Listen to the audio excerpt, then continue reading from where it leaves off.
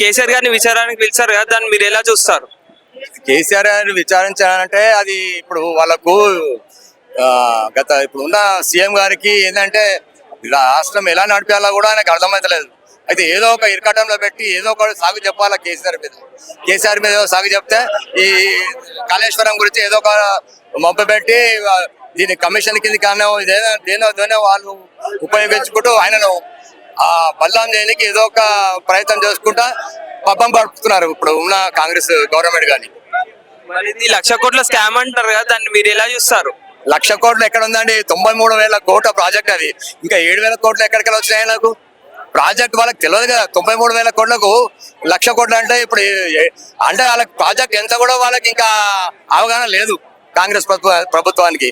హరీష్ రావు గారు మొన్న ప్రజెంటేషన్ ఇస్తూ 1,00,000 కోట్ల మీదనే ఖర్చు అయిందని చెప్పారు కదా, దాన్ని మీరేమంటారు? అది ఊహాగావనాలే. అది ఆయన చెప్పింది ప్రాజెక్ట్ యాక్చువల్లీ 93 lakhs crores అని చెప్పారు వాళ్ళు.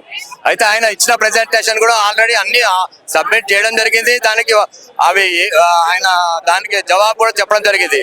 ఇప్పుడు ఏంటంటే కేసీఆర్ మీద ఏదో ఒకటి చెప్పి దీన్ని ఇలాగే రాష్ట్రాన్ని, ఎందుకంటే ఇప్పుడు గవర్నమెంట్ నడపాలంటేనే చాలా అతి ప్రాబ్లం లో ఉన్నది మన కాంగ్రెస్ గవర్నమెంట్. ఎందుకంటే వాళ్ళు వచ్చే 18,000 కోట్లే మేము ఏ విధంగా నడిపేయాలా? 6,000 కోట్లు గవర్నమెంట్ పోగా జీతాలు, మళ్ళీ 6,000 కోట్లు అప్పు పోగా ఈ 6,000 కోట్లలో నేను ఎలా నడపాలని చెప్తుండగా, అంటే ఆయనకు చేత కాకనే కదా ఇవన్నీ చెప్పడము.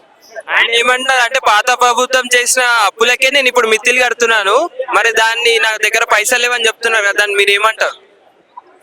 తెలంగాణ రాష్ట్రం వచ్చినాక వనరులన్నీ ఉత్పత్తి చేసింది మన తెలంగాణ ప్రభుత్వం. ఎన్ని అడగకుండానే ఎన్నో స్కీమ్లు తెలంగాణలో ఇవ్వడం జరిగింది. ఇప్పుడు ఈయన ఇచ్చిన హామీలు 6 హామీలలో ఒక్కటి కూడా చేయలేకపోతుండు. మేము ఏదైతే అభివృద్ధి చేసామో అప్పులు తెచ్చామంటున్నారు కదా, ఈ 4 లక్షల అప్పుల కోట్లలో ఆ రోజు మా తెలంగాణ గవర్నమెంట్ లో వనరులు కూడా అలాగనే ఉత్పత్తి అయినాయి కదా.